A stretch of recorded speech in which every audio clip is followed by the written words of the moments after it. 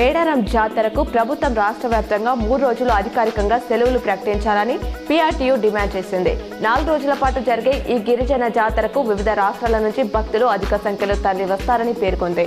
ఈ జాతరకు కేంద్ర ప్రభుత్వం జాతీయ హోదా ఇవ్వాలని డిమాండ్ చేసింది.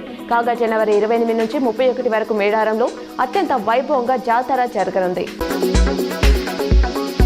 రాష్ట్రంలో ఉష్ణోగ్రతలు సాధారణ స్థితికి చేరుకున్నాయని, ఊపిరి పీల్చుకునేలోపే మళ్లీ చలి తీవ్రత పెరగనున్నట్లు తెలుస్తోంది. హైదరాబాద్తో పాటు వెస్ట్ తెలంగాణలో ఇవాళ రాత్రి సగటు ఉష్ణోగ్రతలు 12 నుంచి 14 డిగ్రీలుగా నమోదయ్యే ఛాన్స్ ఉన్నట్లు వాతావరణ నిపుణులు తెలిపారు.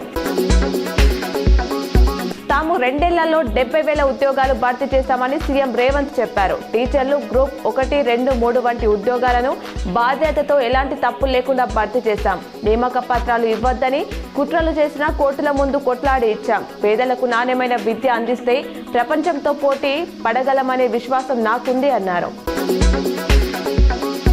ప్రజలకు మెరుగైన వైద్య సేవలు అందిస్తూ ప్రభుత్వ ఆసుపత్రుల పట్ల నమ్మకాన్ని పెంపొందించాలని కలెక్టర్ ఇలా త్రిపాఠి సూచించారు. రెంజల్ మండల కేంద్రంలోని ప్రాథమిక ఆరోగ్య కేంద్రాన్ని కలెక్టర్ శుక్రవారం సాయంత్రం ఆకస్మికంగా తనిఖీ చేశారు. నిజామాబాద్ నగరంలోని rural MLA doctor Bhupat Reddy camp కార్యాలయం సందడిగా మారింది. పలువురు ప్రజా ప్రతినిధులు, కార్యకర్తలు మర్యాదపూర్వకంగా కలిసి సమస్యలు విన్నవించగా ఎమ్మెల్యే సానుకూలంగా స్పందించారు.